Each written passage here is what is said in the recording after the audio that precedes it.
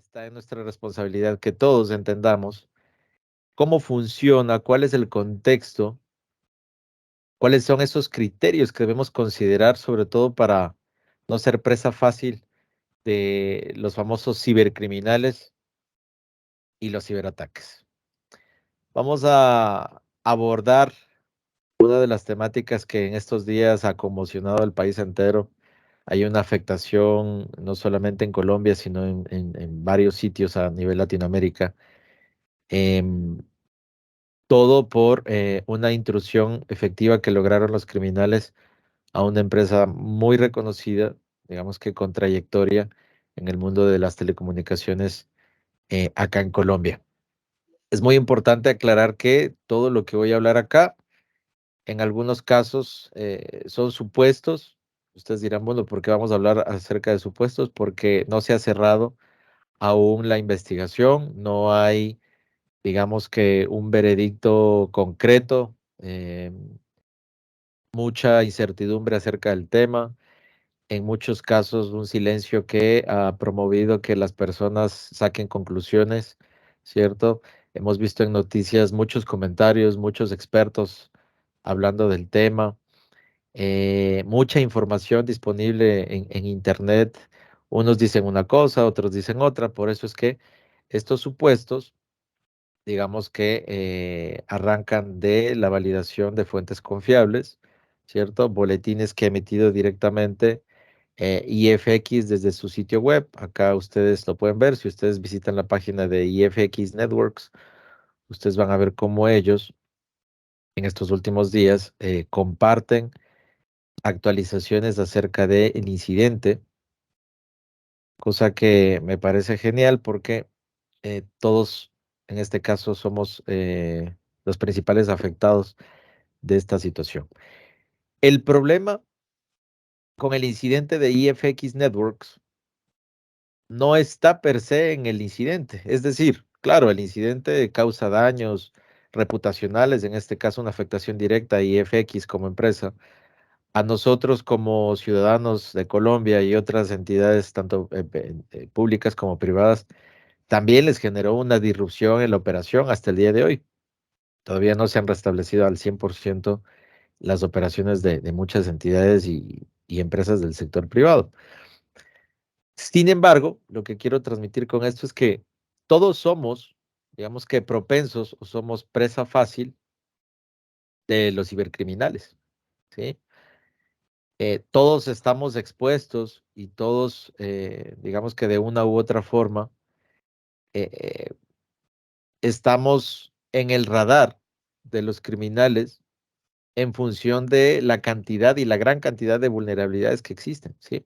Sabemos que los criminales atacan indiscriminadamente, no se fijan movimiento político, color, etnia, no, ellos lanzan ataques a nivel global.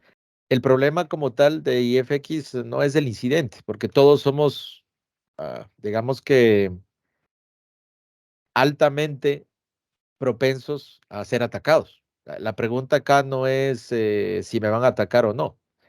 Aquí la pregunta es, ¿estoy preparado para un ataque, sí o no? ¿Verdad? Esa es la pregunta que realmente debemos formularnos y deberíamos responder. ¿Estamos preparados para un incidente de ciberseguridad? El problema acá, como les digo, y volviendo al tema, no radica en el incidente per se. Ya vimos la afectación, vamos a ver repercusiones después de esta por la cantidad de información que el supuesto dice que se fugó, ¿cierto? Ya hay unas evidencias que muestran que sí hubo una fuga de información. Eso lo veremos en el veredicto final cuando se cierre la investigación y tengamos un informe ya concreto y puntual, un informe objetivo, ¿cierto? El tema acá es cómo se manejó el incidente, ¿sí?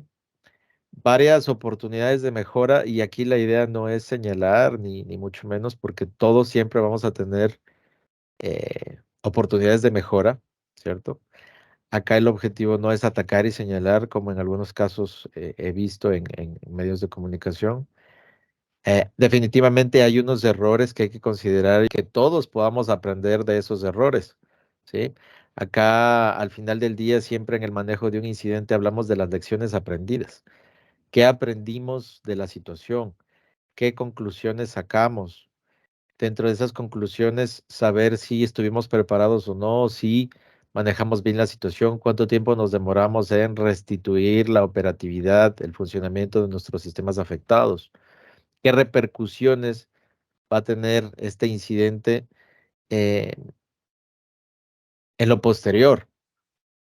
En fin, hay muchas cosas que se deben considerar, pero como lecciones aprendidas, ¿sí? Todos, vuelvo y repito, somos probables víctimas y en este caso, como les decía, debemos estar, si no preparados al 100%, porque sería imposible hablar de un 100%, al igual como es imposible hablar del 100% de seguridad, al menos sí está nuestra responsabilidad poder abordar este tipo de situaciones con la mejor calidad posible, considerando muchos ítems dentro de un plan o un manejo adecuado de incidentes. ¿Listo? Es muy importante. Entonces, ya hecha esa claridad, vamos a empezar con el contexto. Para muchos de ustedes y toda la comunidad en general, es a veces abrumador la cantidad de información que hay hoy disponible en Internet. Oímos hablar de conceptos nuevos, por ejemplo, el ciberespacio. Entonces, aprovechemos esta reunión para hacer un refresh, recorderis a muchos. Hay unos que ya están muy avanzados en el tema y otros que no. Entonces, vamos a alinearnos, ¿vale? Porque si no entendemos esto básico, no vamos a poder entender el trasfondo de la situación, ¿vale? Entonces, el ciberespacio, ¿qué es el ciberespacio? Es ese ecosistema donde hay una interacción directa entre las personas. Recuerden que las personas somos el centro de todos estos temas disruptivos, ¿sí? No somos un componente aislado, somos el centro de todo, ¿verdad?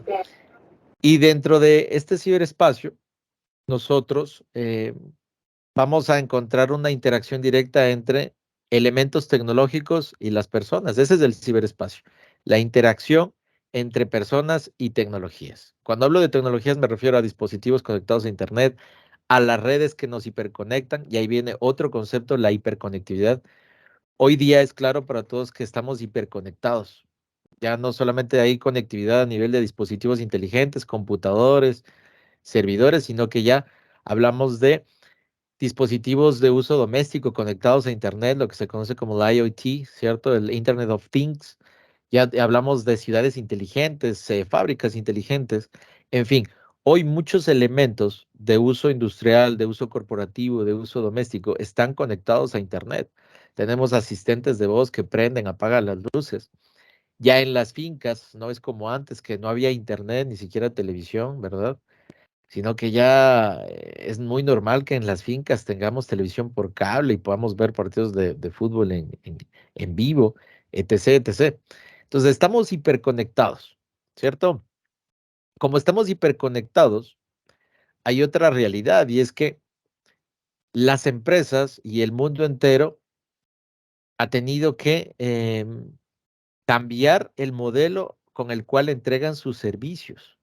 Con la pandemia vimos cómo se aceleró este proceso de adopción a nuevas tecnologías. Por ejemplo, hoy día para todos es muy común ya comprar por Internet, lo que se conoce como e-commerce. Es muy común estudiar por Internet. Antes pocas instituciones tenían este modelo de servicio. Hoy la mayoría trabajan en modelos híbridos. Si el estudiante quiere ir a clases, va. Si necesita una tutoría, va. Si no, por Internet está muy bien. No hay ningún tipo de problema.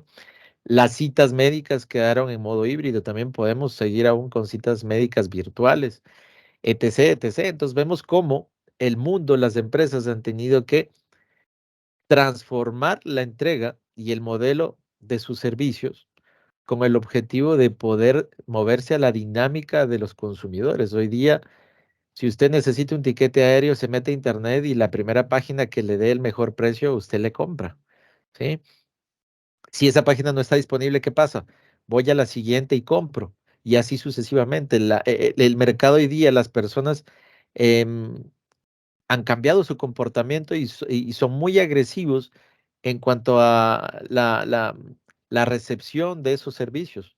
Si tú no estás disponible para entregarme el servicio, voy y le compro a otro y listo. No hay ningún problema, ¿verdad? Y eso es algo bien interesante.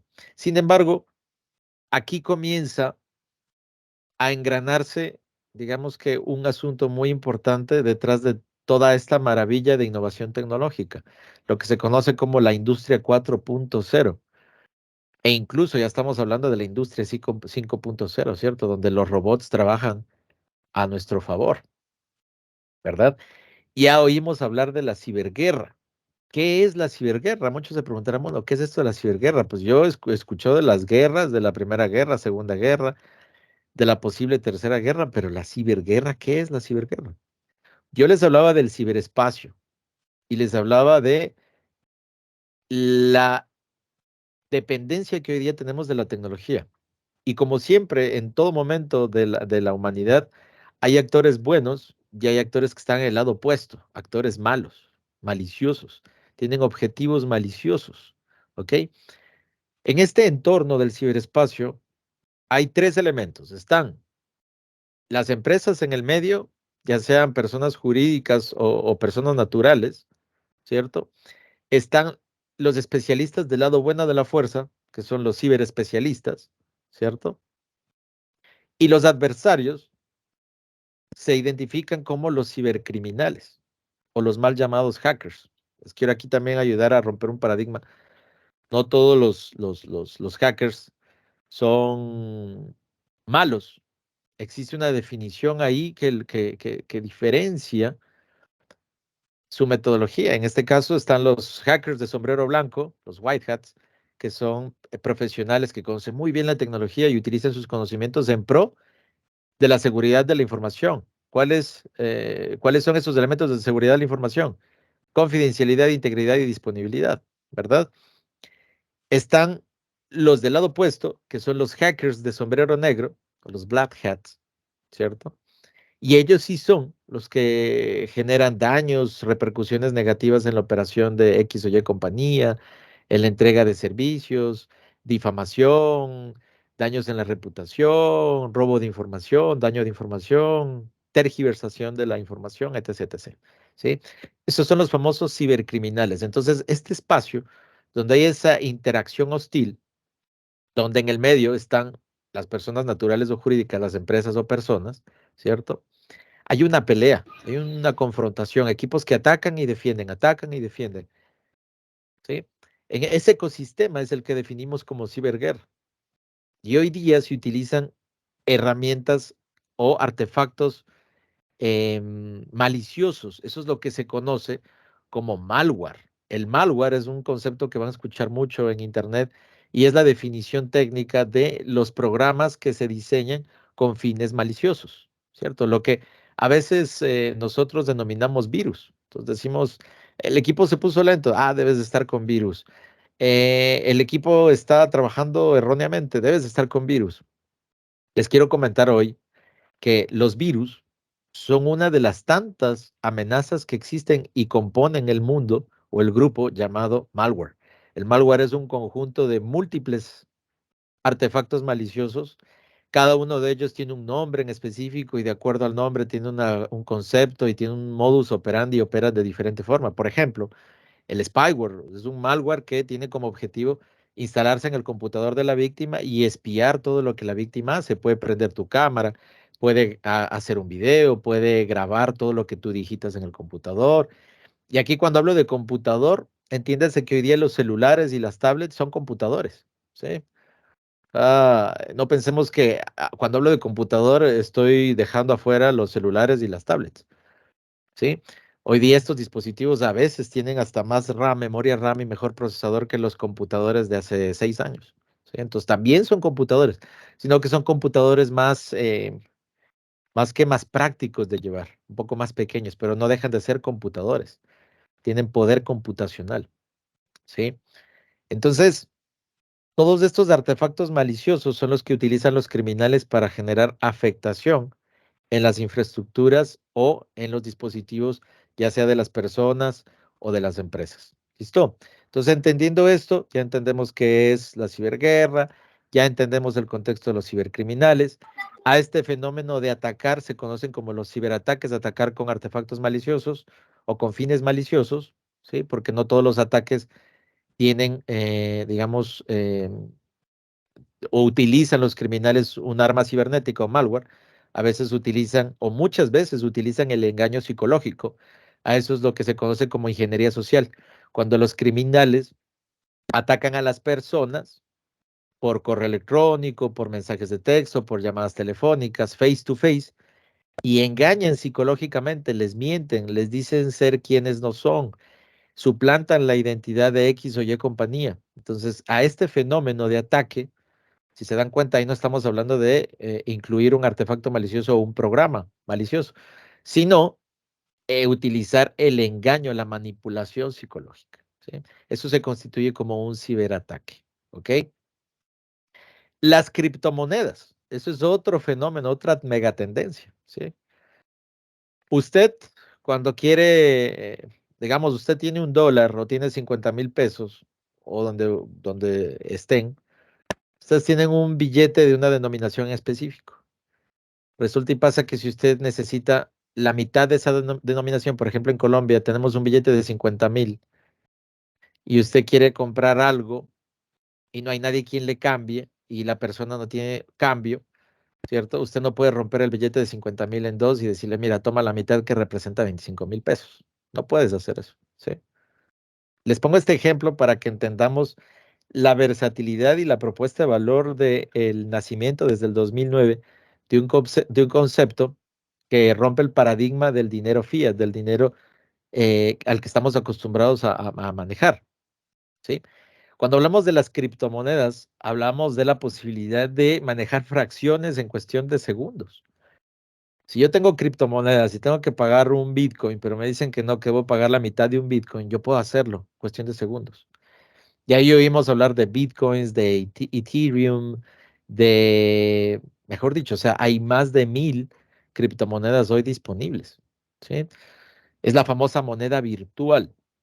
Y esta moneda tiene unas características especiales que llaman bastante la atención o han llamado bastante la atención de la sociedad civil, de las personas buenas, pero como siempre ha pasado en la humanidad, los actores criminales utilizan todo en nuestra contra. Y las criptomonedas no ha sido la excepción, ¿cierto? Las criptomonedas son altamente divisibles, ya les di un ejemplo muy, muy jocoso ahí, poder partir ya el billete o tener la versatilidad de fraccionar un Bitcoin en modo digital, ¿cierto? Usted puede, si usted quiere llevar $1,000,000 a Europa porque se cansó de vivir en Latinoamérica, usted tendría que llevar ese dinero, ya sea en el banco, haciendo una transferencia por la cual le van a cobrar un montón de dinero, ¿cierto? Y si tuviera criptomonedas de ese $1,000,000, lo lleva en una crypto wallet, una billetera virtual, en su dispositivo móvil. Imagínense, usted ya no tiene que llevar el maletín con el $1,000,000, sino que simplemente lleva su dispositivo y en la nube computacional, está su dinero ahí. Lo puede hacer efectivo en cualquier parte del mundo y las comisiones van a ser súper bajas, ¿sí? Algo interesante de las criptomonedas es que tienen, como les digo, la posibilidad de llevarse a todo lado, pero también es interesante saber cómo uno entra al mundo de las criptomonedas. Existen unos exchanges, digamos que unos entes, unas entidades que se apropiaron del tema, se volvieron especialistas y hoy día te piden que para sacar una crypto wallet, una billetera virtual, tú tengas que registrar tu cédula y te piden todos los datos, cual si fuera una cuenta bancaria oficial, ¿cierto? Pero hay otras billeteras, hay otras entidades que manejan este mundo cripto, donde no te piden nada, solamente que pongas un correo electrónico y un password y por ahí una frase secreta para hacer el desbloqueo como un doble factor de autenticación. Punto. Tú para el mundo cripto eres un código, un hash, eres un código súper complicado de recordar, ¿sí? No conozco el primero que en su mente recuerde cuál es su crypto wallet, cuál es el número de su crypto wallet, son números y letras, bastante extensos, por cierto. No conozco el primero que lo recuerde. No faltará el genio que sí tiene la capacidad de recordar esa crypto wallet, ¿sí? Pero el mundo en general está adoptando este tipo de conceptos, este tipo de tendencias de forma bastante interesante, pero nuevamente estamos adoptando las tecnologías, pero estamos dejando de últimas el componente de seguridad. Entonces, para los criminales resulta bien interesante comenzar a transar o a cobrar o a pedir rescates, y ahí es donde viene la siguiente tendencia, que es el ransomware. ¿Sí? Ya muchos de ustedes la han escuchado en medios de comunicación, el famoso ransomware. Y para los que están pensando en grupos de rock, les quiero decir que ransomware no son los primos de Rammstein, no es un grupo de rock. Ransomware es una de las tantas amenazas, es una variante de malware que tiene como especificidad o como concepto codificar la información del dispositivo que fue afectado, ¿sí? Computador, celular, lo que sea. Lo codifican, lo dejan inaccesible para el dueño. Hagan de cuenta que le ponen una llave, ¿sí? De repente usted tiene una foto y ya no puede acceder a la foto, le da doble clic y le dice que el archivo es ilegible, que no puede entrar. Después está interactuando con el computador y le aparece un mensaje en pantalla que le dice que la información fue cifrada, la información fue codificada y usted no puede entrar a la información si no paga un rescate. Y ahí es donde las personas y las empresas han comenzado a entender qué son las criptomonedas. A la fuerza les ha tocado aprender, porque los criminales le envían el link para que vea el manual, para que entienda, para que haga la transacción, para que convierta su dinero, sus dólares, sus pesos colombianos, los convierta a criptomonedas y después realice la transferencia, ¿sí? Entonces, las criptomonedas también tienen como característica eh, blindar de una u otra forma la identidad de la persona que está detrás de esa billetera, ¿sí? Entonces, por eso es que los criminales dicen, oye, es una gran oportunidad para poder extorsionar a las empresas y personas y cobrar de una forma que nos permita, digamos que a gran escala, mantener nuestro anonimato, ¿sí? Entonces ahí es cuando los criminales comienzan a utilizar las criptomonedas para cobrar por toda su maraña de ataques. Son un montón de ataques y cobran un montón de dinero. No sé si sabían, pero el cibercrimen hoy día es más rentable que el narcotráfico, ¿sí? En ese orden de ideas, pues vemos cómo profesionales incluso que estuvieron en el lado bueno de la fuerza, hoy día se están yendo al lado malo, ¿sí? Se habla de un grupo, se habla de grupos criminales que han resurgido o han nacido o están integrados por profesionales que en su momento trabajaron del lado bueno de la fuerza. Se cansaron de ver que las empresas no les prestaban atención, ellos encontraban un hueco de seguridad en un sistema y ellos éticamente reportaban el ataque y las empresas que recibían esa denuncia ni siquiera gracias decían. ¿Sí?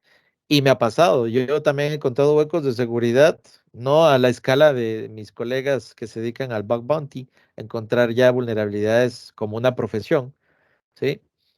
Sino que uno reporta y al menos espera un gracias, muchas gracias por el aporte, vamos a revisarlo. No, simplemente del otro lado se quedan callados, no dicen nada. Y esto generó en algunos profesionales una desmotivación al punto que hay grupos criminales que nacieron de ese descontento, ¿sí? Y están causando estragos a nivel mundial. De hecho, se ha perfilado este grupo de criminales y dentro del estudio se ve que son personas educadas, altamente profesionales, elegantes, diplomáticos, ¿sí? Y exponen el porqué de su estrategia, exponen su manera de trabajar, las razones por las cuales trabajan y generan este tipo de afectaciones y por las cuales cobran el dinero, ¿sí? Entonces miren cómo los criminales se han ido convirtiendo en una industria súper poderosa que obtiene un montón de dinero a consecuencia de las estafas, las extorsiones, los daños que generan en las organizaciones. Ahora sí, entendiendo un poquito mejor estos conceptos y tendencias, pues hablemos de lo que sucedió, ¿cierto? El ransomware, como les dije aquí haciendo un recorderis, es un tipo de malware que cifra los datos de una víctima y luego exige rescate, ¿cierto? Sin embargo, los grupos criminales que están detrás de de estas amenazas, de estas cepas, porque existen un montón de tipos de ransomware, ¿sí? Incluso también tienen nombres y esos nombres tienen una definición porque ya sea que los descubrió un equipo en específico, así los bautizaron, etc., etc. Hay múltiples, digamos que, tipos y diferencias y capacidades de ransomware, ¿cierto? Han ido evolucionando los ataques de ransomware o los grupos criminales que están detrás de este tipo de ransomware, de amenazas, han ido evolucionando y están implementando estrategias súper innovadoras en sus ataques, ya están generando unas estructuras mucho más sólidas. Tienen call center, me imagino que tendrán especialistas en redes, etc., etc. O sea, el tema está tan organizado que se dan el 2012. lujo de vender las amenazas o los programas a otras personas que los quieran utilizar. Por ahí hablamos ya del concepto de ransomware as a service, Un ¿sí? gusto. Donde todo se puede reutilizar, ¿sí? Los criminales están trabajando en equipo, están mejorando su estrategia. Y hay campañas de ransomware que antes de cifrar la información pueden lograr permanecer conectados a una red organizacional por más de 6 meses, según lo que dicen las estadísticas. O sea, imagínense ustedes, el criminal entra, vulnera su seguridad, se instala el malware en sus dispositivos y él comienza a vigilar y robar información, ¿sí? Sin que los especialistas se den cuenta. Y así pueden durar muchos meses sacando información sin que nadie se dé cuenta, ¿sí? ¿Por qué hacen esto? Porque se dieron cuenta que las empresas tenían backups. Entonces, en un inicio el ransomware cifraba los datos, las empresas entendieron que debían tener backups, entonces comenzaron a sacar backups. Entonces, ¿qué pasa? Cuando los criminales cifraban la información, la empresa no pagaba y restablecía su backup. Ya no era rentable. ¿Por qué? Porque ya las empresas no estaban pagando, porque ya sacaban su backup y no pagaban, recuperaban su data. Entonces dijeron, no, lo mejor va a ser que la cerecita del pastel sea cifrar la información, pero apenas logremos entrar a esa infraestructura, vamos a comenzar a sacar los datos, porque si ellos los recuperan, nosotros les vamos a amenazar con revelar esa información confidencial que logramos, a la que logramos acceder y la que logramos sacar. ¿Sí? Entonces ahí viene lo que se conoce como el ciberespionaje. Los delincuentes entran, ¿sí? Con otro tipo de estrategias. Aquí no estamos hablando de ransomware, porque el ransomware cifra la información, pero en una etapa previa, ellos utilizan otros mecanismos que ya voy a abordar después con ustedes, ¿sí? Y la cerecita del pastel, como les decía, es cifrar la información, pero antes de eso, sacan la data, ¿sí? Sacan los datos sensibles y después chantajean a las empresas o a las personas con revelar esa información. Información confidencial, sensible, información de datos personales, información de registros a nivel salud, etc., etc., etc. Entonces, miren cómo los criminales ahora no solo cifran la información, normalmente es lo último que hacen, sino que la roban, la sacan, la exfiltran con el objetivo de chantajear a las empresas de revelar la data. ¿Qué hacen también ellos? Como ellos saben que las empresas sacan backup, entonces ellos dañan los backups. Entonces, ok, si tú sacas backup, perfecto, entonces yo te voy a dañar la información y te voy a dañar el backup. Y si tienes backup del backup, te daño el backup del backup. Los criminales se mueven de forma lateral. Moverse de forma lateral significa que atacan una máquina y de esa máquina saltan a otra y de esas máquinas pueden saltar a los servidores y así llegar a las joyas de la corona, como se denomina esto, llegar a la información. ¿Ok? Entonces, miren lo interesante de esto y cómo ha ido evolucionando este tipo de estrategias maliciosas. ¿Ok? ¿Cómo funciona el ransomware? aquí es bien interesante esto. ¿Cómo funciona el ransomware? Ustedes se preguntarán, bueno, ¿y cómo logra llegar este artefacto malicioso, esta campaña criminal a mi infraestructura, a mi dispositivo? ¿Listo? ¿Cómo funciona? Existen múltiples vectores por los cuales las empresas se pueden ver afectadas. Múltiples vectores. En este caso, según el Cyber GCCA de Canadá, ¿cierto? Ellos dicen, bueno, vamos a tratar de plasmar más o menos cómo funcionan algunas variantes de ransomware, ¿sí? Entonces, en algunos casos están acá los actores criminales, ¿sí? Estos genios en la materia, genios en el engaño, genios tecnológicos, grupos organizados con bastante dinero para invertir, gente que sabe innovar, profesionales en la materia, que dicen, listo, engañemos a las personas con un ataque de phishing.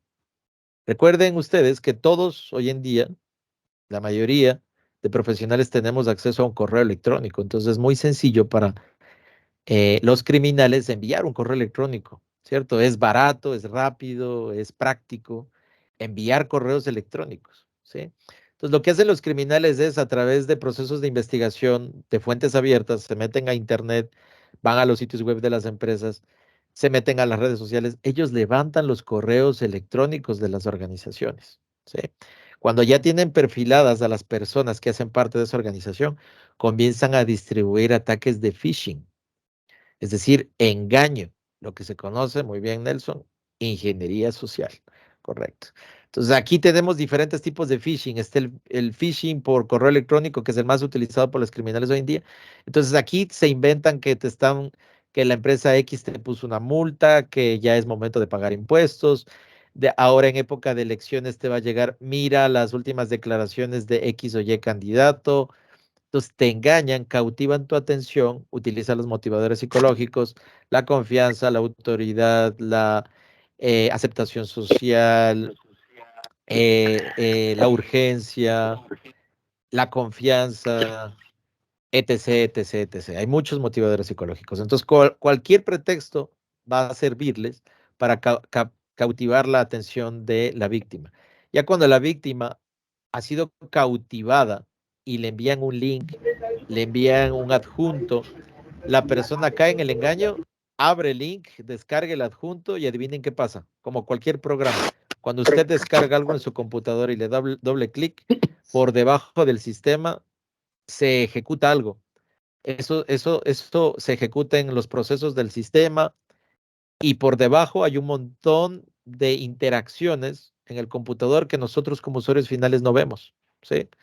Yo, de hecho, si abro los procesos de mi computador acá, yo estoy presentando, estoy mostrándoles mi presentación, pero miren por debajo cuántos procesos corren, ¿correcto? Entonces, uno de esos procesos, en un caso efectivo de instalación de malware, se levanta, ¿cierto? Hay unos que no corren sobre el sistema, no requieren un archivo, sino que se corren en memoria. Entonces, hay múltiples formas de ejecutar hoy día una amenaza de este tipo. El hecho es de que el programa malicioso se instale en la máquina. Una vez se instale en la máquina, ¿sí? El criminal se entera de que ese malware está instalado porque él tiene una consola y el malware, el artefacto malicioso se reporta y le dice, mira, ya estoy instalado en esta máquina, ¿qué hago? ¿Cuáles son los pasos siguientes? Y los criminales comienzan a darles instrucciones. Y dice, bueno, entonces ellos van, ya sea que construyeron un bot que automatiza, recuerden que ahora tenemos la inteligencia artificial también para complicar aún más el entorno, ¿cierto? Puede que utilicen bots o puede que ellos, dependiendo, si hacen un ataque dirigido, digamos que definan o configuren sus propios scripts, ¿sí? Sus instrucciones. Y ellos dicen, bueno, voy a ir a la zona del sistema operativo donde se recopilan las contraseñas. Ya una vez ellos tienen las contraseñas, comienzan a saltar de una máquina a otra, ¿sí?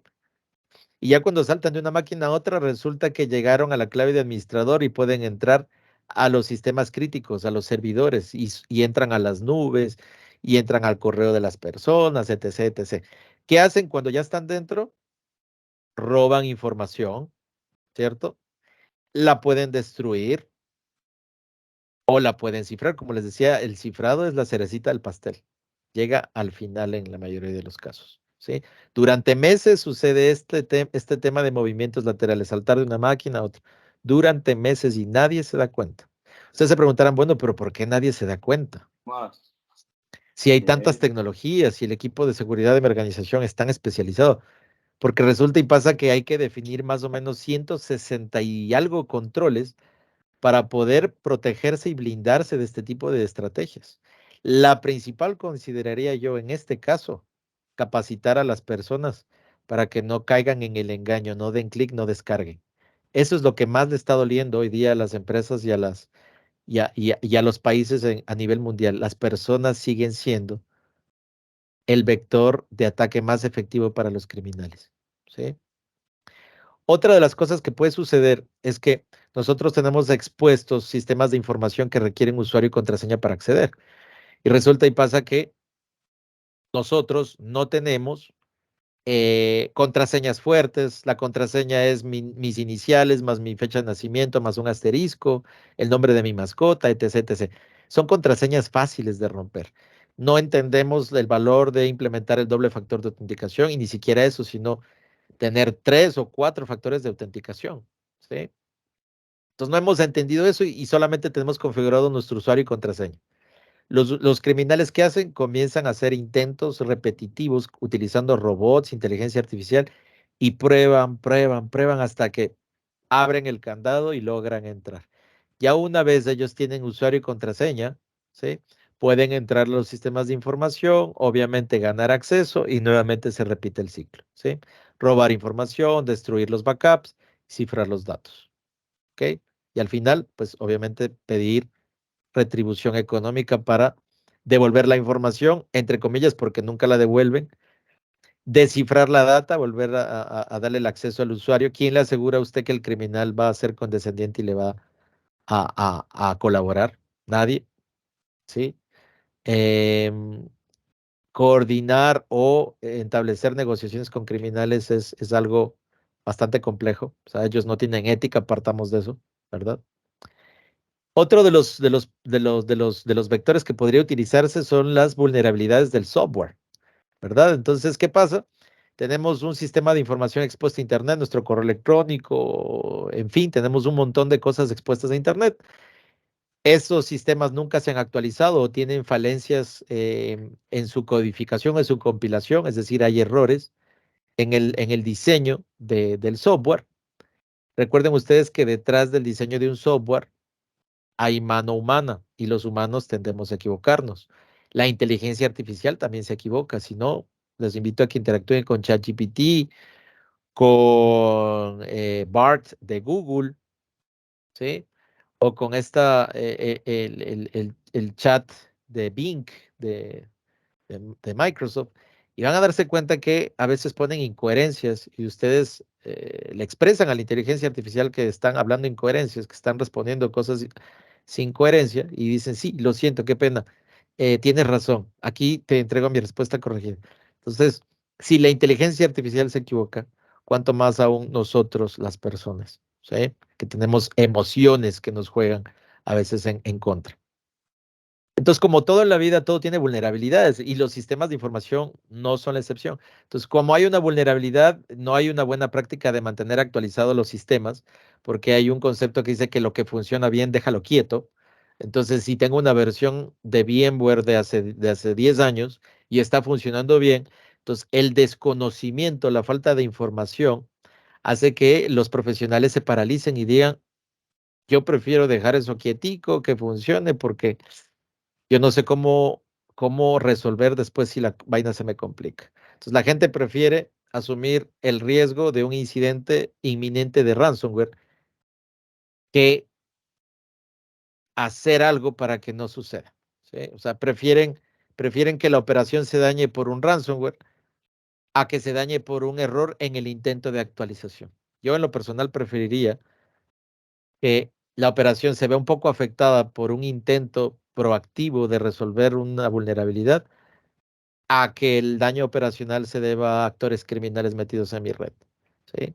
Entonces, miren que aquí hablamos solamente de 3 vectores y como les digo, lo que resulta muy complejo es definir más de 160 controles para garantizar que esto no se dé.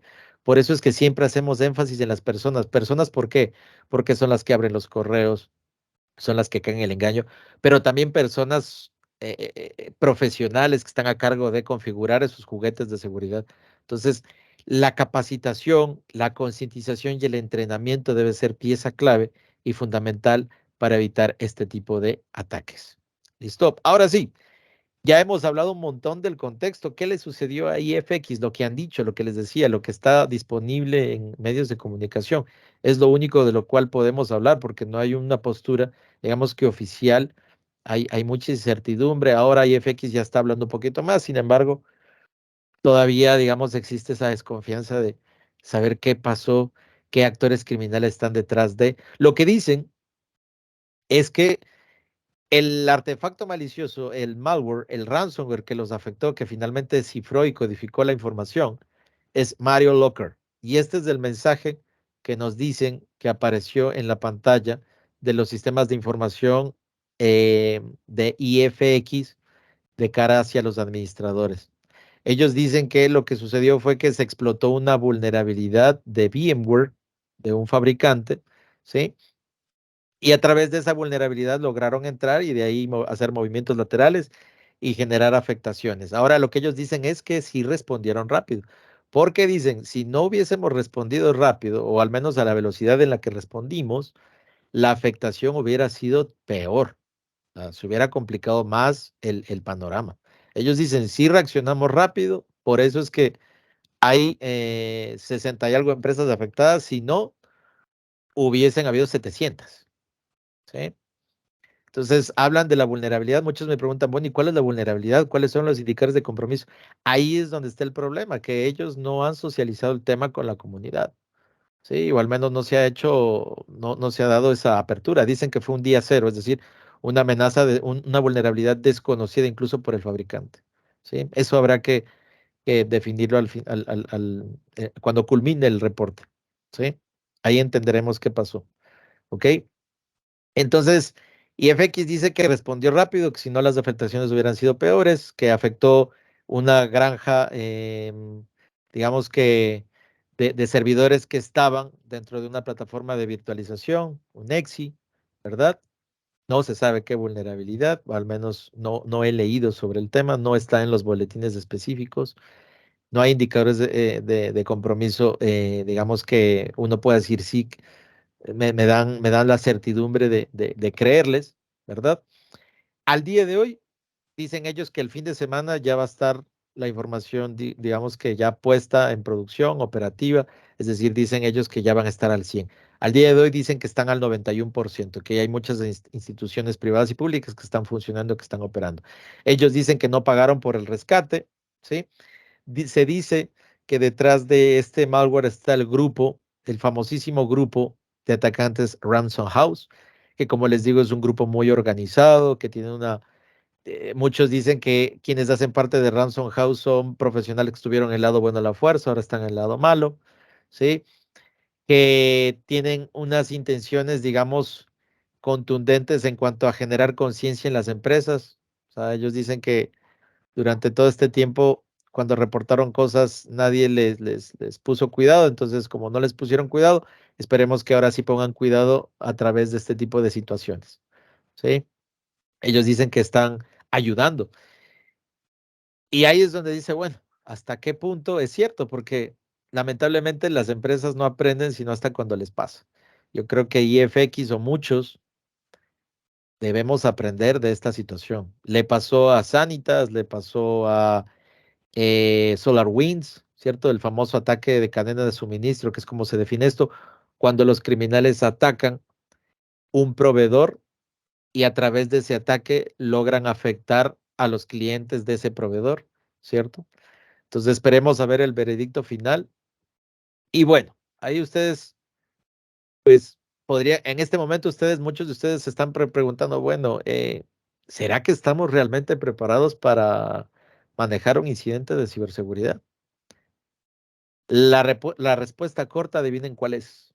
La respuesta corta es no. No estábamos preparados para un incidente de ciberseguridad. Y lo he venido comentando en estos días en varias charlas en las cuales he abordado este tema, ¿sí?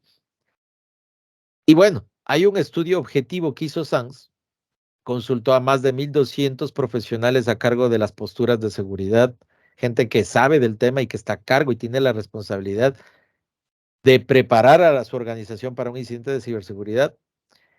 Más de 1,200 profesionales y adivinen que en ese estudio que hizo SANS, a nivel global, no Latinoamérica ni Colombia, no, no, no, a nivel global, solo el 27% de los profesionales dijo que está preparado para un incidente de ciberseguridad.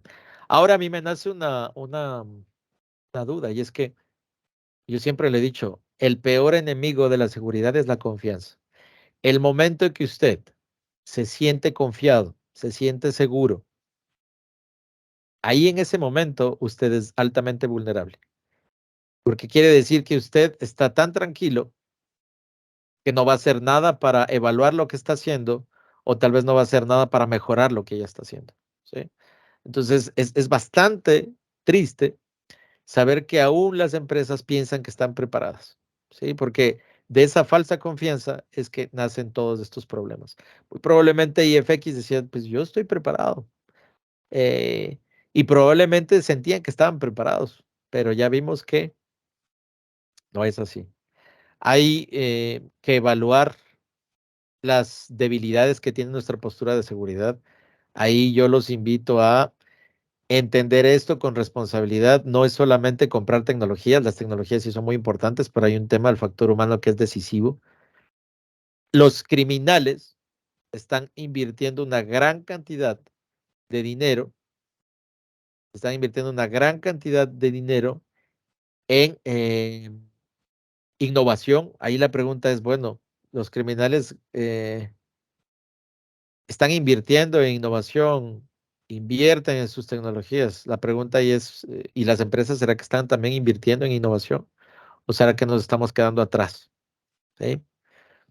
Los criminales utilizan tecnologías vanguardistas. ¿Nosotros será que solo con el endpoint tradicional y con el firewall tradicional ya estamos preparados para afrontar una especie de ataques avanzados? Ahí es donde debemos empezar a entender cómo funciona un XDR, qué es este concepto de Zero Trust, no confiar en nada, pues para poder vigilarlo todo, ¿sí? Tener un proceso de identificación, protección, detección, recuperación y respuesta efectivos, ¿sí? El backup es uno de los tantos planes que debemos tener, ¿sí? Muchas empresas, incluso IFX dice, pues yo hacía backup. Lo que pasa es que el backup que saqué se ve afectado y el backup del backup también. Entonces, ¿qué podemos concluir de esto? La solución no es el backup, sino qué estrategia tienes para sacar tu backup. La estrategia debería ser, yo tengo un backup en línea, yo tengo un backup offline, o sea, desconectado, ¿sí? Y tengo un backup en nube, es decir, en otra instancia. Yo, digamos que como empresa, ¿qué estoy haciendo? Mitigando la probabilidad y el impacto para que un incidente se dé. No voy a tener jamás el 100% de seguridad. La seguridad al 100% no existe, ¿ok? En ese orden de ideas debemos entender que está en nuestro poder, en nuestra responsabilidad, mitigar a través de acciones apropiadas el riesgo para que esto suceda. ¿Listo? Entonces, yo creo que si uno se ve afectado con un incidente de ciberseguridad, lo mejor que debe hacer y lo primero que recomiendan los especialistas es reporte a las partes interesadas. Ahí es cuando uno dice, bueno, ¿qué debo aprender de lo que le sucedió a IFX? Si a mí me pasa, yo primero tengo que hacer es definir una línea de comunicación directa con las partes interesadas. ¿Cómo les voy a mantener informadas de lo que sucedió? ¿Cuáles fueron esos errores que yo cometí? Entonces, al menos uno debería tener el orgullo de decir, venga, todos estamos expuestos a un incidente. Ahora, la situación es, ¿qué hice yo para mitigar esto? Miren, yo instalé esto, esto, esto. Mi gente sabía esto. Aún así, hubo una vulnerabilidad que se explotó y entraron, pero les recomiendo esto, para que no les suceda. Entonces, miren la diferencia. Evito el ruido, evito las falsas, eh, digamos que evito la, la sensación de las partes interesadas de que algo peor está sucediendo. Evito ese espacio que promueve la desinformación, ¿sí? Eh, Evito esa incertidumbre que genera la falta de información.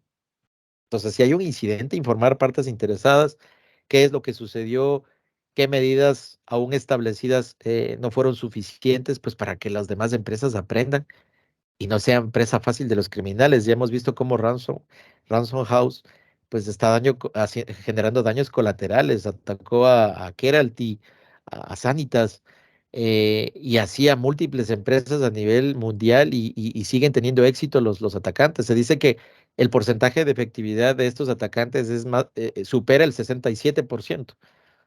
Algo mal estamos haciendo. Debemos enfocarnos en eso, ¿ok? Algunos consejos para crear un plan de respuesta a incidentes de ciberseguridad eficaz, pues lo que siempre les he dicho. O sea, primero tener un plan de respuesta a incidentes real, eh, manejable, un plan que entienda sus capacidades, también sus limitaciones, con el objetivo de poder definir planes de acción de la mejora continua, ¿cierto? Hay que medir la efectividad de nuestros controles. De nada me sirve tener ese plan si yo no pongo a prueba ese plan, yo tengo que hacer simulacros de ese plan. Yo debo entender que la seguridad al 100% no existe, por eso debo desconfiar de todo, debo manejar conceptos de Zero Trust, debo manejar tecnologías sofisticadas, vanguardistas, avanzadas que me permitan estar al menos al mismo nivel tecnológico de los criminales, ¿cierto? No estar convencido, es que yo tengo endpoint, el básico y el firewall básico y ya con eso tengo ganado la batalla. No, eso no es suficiente. Los criminales tienen tecnología de punta, nosotros debemos invertir en tecnología de punta. La ciberseguridad no es un gasto, es un habilitador y a los habilitadores tenemos que invertirles presupuesto, ¿sí? Las empresas deben invertir en su gente y cuando hablo de la gente no hablo de las personas que nada más usan traje o están elegantes para trabajar. Desde el que abre la puerta de la oficina, el que barre, el que limpia, todos debemos entender la ciberseguridad. Por eso yo estoy convencido y espero que este mensaje le llegue a todos y repliquen este mensaje. La ciberseguridad es una obligación del Estado y debemos inculcar la ciberseguridad en los hogares, en las escuelas, colegios, universidades. Debe tratarse la ciberseguridad como una materia de enfoque especializado. Porque así como enseñamos a nuestros hijos a que no hablen con extraños en vivo y en directo, así también tenemos que promover esto en el ciberespacio. ¿Sí? Debemos generar una cultura de ciberseguridad nacional. ¿Ok? Espero que haya sido de su agrado esta charla. La he preparado con mucho cariño. Gracias a la gobernación por la invitación.